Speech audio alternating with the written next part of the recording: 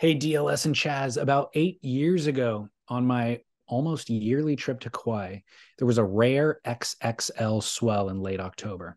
Being from Santa Barbara, I'm no expert in outer reef type stuff, and I didn't bring a board over 6'1". I tend to prefer to look for the sheltered nooks in those massive swells. That said, I have a buddy that lives on Kauai full time. He had been there for almost 20 years at that time, and he's my wingman when I'm on the North Shore on the north side of the island and keeps boards there for me. Truth be told, he's not that great of a surfer despite driving a Tacoma 4x4. Ooh. On this particular day, I had my sights set on a mythical spot.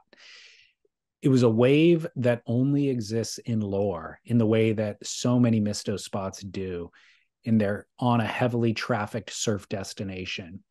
Only breaks every couple of years, only when it's huge, and it's teeming with locals who are all eager to not only keep you off the waves, but they may even send you home missing a couple of teeth. My buddy declared that he had never surfed it, and he tried actually really hard to direct me to surf elsewhere. There were plenty of other spots that were going to be good, and that wouldn't get him into traction with his mediocre skills, nor with the others living on the island once I left. But I needed to at least see it with my own eyes. So we ventured out in his red dirt covered Tacoma. We parked in a core spot that only a 4x4 would dare to park. And at first glance, the swell and the wave lived up to the hype. It was overhead, draining, doubled up pits that would await you if only you could make the paddle out. As for the other ominous threat of violence, strangely, there was no one around. No one parked nearby, no one entering or exiting the lineup.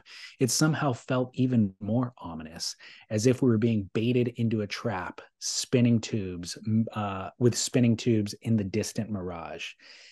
That said, there was no backing off now. Step one was already complete. We made it there. So we sheepishly snuck over the cliffs to the paddle out spot, half looking over our shoulders the entire time. Step two, complete without an issue. Now, step three, trying to paddle out without getting clobbered.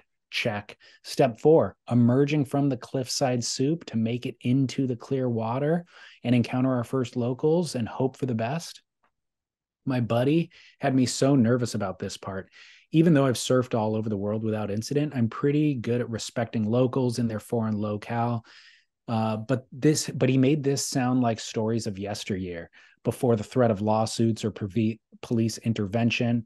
I grew up on these wild tales of Oxnard and Lunada Bay in the 80s. So back to Kauai. After the melee of entering the ocean, I make one final duck dive to witness relief. I've finally pushed through and I'm winded, but I finally get to the point where I can sit upright, try to assess the lineup and where I might find my place in it. The locals were all paddling out from the previous set that I had just paddled through.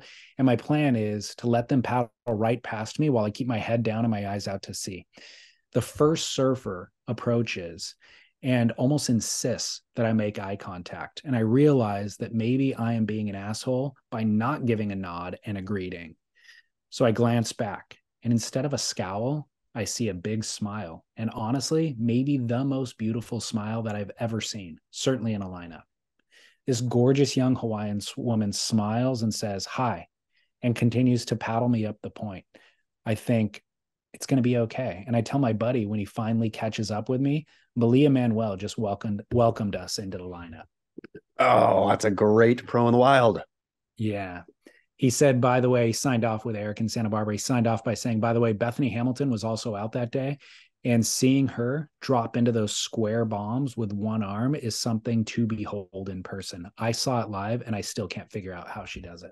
Yeah, I know. Bethany Hamilton doesn't, I mean, we could talk about Bethany, I think, all day, every day, and still not do what she does justice. It's like, I don't know, people talk about Kelly Slater and blah, blah, blah is the best surfer in the world. I don't know how, I don't know how Bethany does that because it's not like she's getting towed into, playful beach breaks or that her inspiration is, that she just kept surfing full stop. She rips and charges. It's like, imagine one arm at a spot like that. Like, and those Kauai, like those places that go square or that, there's so much power and craziness out there. Yeah, the once you're up and riding, I understand that not having an arm does still create an issue once you're up and riding for balance and stuff. But the getting to your feet, the paddling into a crazy wave and getting to your feet in that critical moment is the baffling part for sure. And Like ripping that's it, and way complicated. not like way on the shoulder where you're like of a slopey wave, of like a critical wave and getting barreled. Yeah.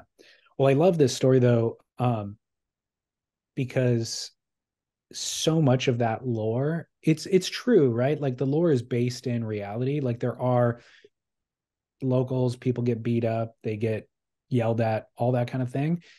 But also having respect, and I think going through the being scared and all of that instills in you a certain uh tentativeness that the locals and the people who do live there, they recognize. Like you went through the effort, you made it out into the lineup, you're sitting off to the side, you're minding your own business.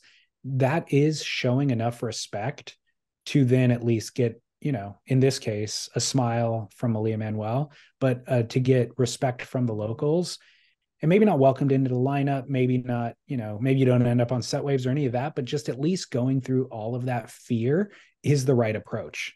I mean, completely. And I think too, of course, there's bad eggs everywhere, and some people are just violent and looking for a fight no matter what. But that is not part of what, in my experience, what like real, true Hawaiian localism is. It is demands respect. But if respect is given, then it, I guess respects respect. And it doesn't, I don't think it wants people to be totally spineless. Like that's the thing. It's not, hey, come and you can come to Hawaii and you're maybe allowed to sit by the pool and drink a Mai Tai.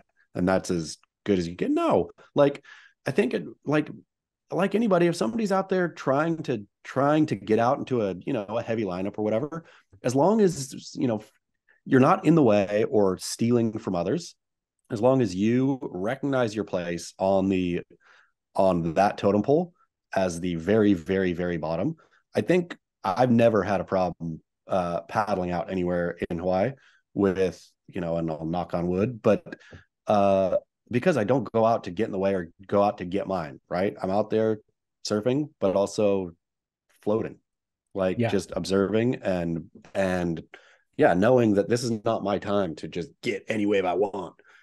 Well, I emailed him back and I said, I'm just dying to know if you got any waves. Like, and if you did you kook it, or like what went down with that session? He replied and said, I got a few swingers and some mid-sized ones. If someone fell, I would then hop on. Mostly I hung in the mid section and waited for swingers. The very top had a pretty obvious pecking order, and I didn't think I could crack it. I was way more tentative than I am when surfing Hanalei. But did I kook it? No, I think I played it about right for the first time out at that location. Great job. Yeah, that Good, sounds Mike. right, right? That's the right Yeah, approach. Just go totally. out there with the um, gratitude to be in the lineup. Yep. And then, yeah, if something swings wide or somebody falls, maybe you could sneak in, claw your way into that one. Great, go for it. But just being in that lineup is a special moment. That's a Well special thing. played. By the Well way, played. by the way, I got to agree with him. I've never seen a more beautiful smile Malia Manuel. on any female surfer than Malia Manuel. It's true. It's true. It radiates. I mean, truly. And that kind of aloha spirit just Yeah. radiates through it. I saw her one time at San Clemente Pier. There's a coffee shop. I forget the name of the coffee shop, but there's a coffee shop right there. And she was meeting Jeremiah Klein for some, like, I think it was like a Surfline article or something years and years ago. But I was like, I swung in to grab a cup of coffee and I was either had just surfed or was checking the waves. When she walked up, and it was just like, when people talk about, oh, someone enters the room and it just like all the heads turn. When she walked up, it was just like breathtaking, Yeah. completely breathtaking. It's funny. Will not name names, but have seen many a professional skateboarder and maybe even a professional snowboarder get so leveled by meeting her that they're willing to throw relationships and everything away to just go make a run at Malia Manuel. Wow. Yep. That's telling. Yep. A star. A star and an incredible surfer too. I Yep. always Yep. loved when she was on the WCT. I don't know what she's up Yep. to now, but Yeah.